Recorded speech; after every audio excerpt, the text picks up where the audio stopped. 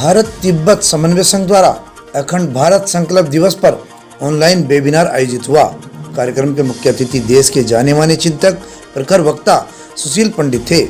Webinar में अखंड भारत संकल्प दिवस पर सुशील पंडित ने कहा, आज का दिन यानी 14 अगस्त का दिन हम सभी भारतीयों के लिए अपने दिलों में मजबूती से राष्ट्र प्रेम का संकल्प जगाने का दिन है। आज के दिन को हम काला दिवस के रूप में याद कर रहे हैं। भारत की विभाजनकारी शक्तियों ने इस दिन भारत माँ को खंडित कर भारत के विभाजन को स्वीकार किया। भारत के महत्वपूर्ण राज्य सिंध को अलग कर सत्ता प्राप्त करने को लालायित तत्कालीन नेताओं ने भारत में जहर बो दिया।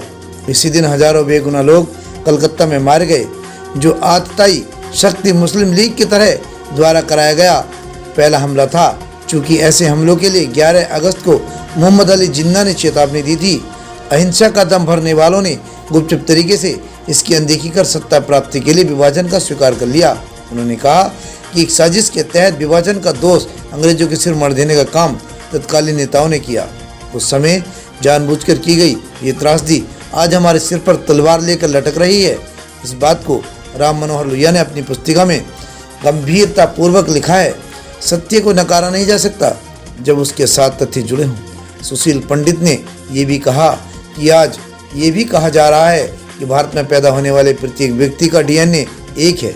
ये कैसे हो सकता है जब भारत षड्यंत्रकारियों से घिरा हो, भारत में बैठे विभीषण देश के टुकड़े टुकड़े करने की बात करते हों, दूसरी ओर कहना कि जनसंख्या पर नियंत्रण आवश्यक है।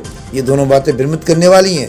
उन्होंने कहा, सच बोलना होगा, सच देखना होगा।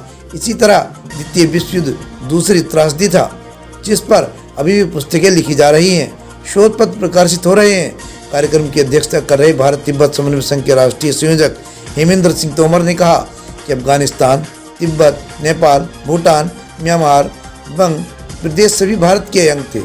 धीरे धीरे ये सभी भारत के महत्वपूर्ण हिस्से हमारे हाथ से अलग हो गए, जिसका साफ कारण हमारी एकजुटता न होना था। अब जिहादियों की गिद्ध दृष्टि कश्मीर और बंगाल में लगी हुई है। हाल के दिनों में अफगानिस्तान ने तालिबानियों का जिस तरह से प्रवेश हुआ है वह भारत के लिए शुभ संकेत नहीं है। कार्यक्रम का संचालन राष्ट्रीय महामंत्री विजय मान ने किया।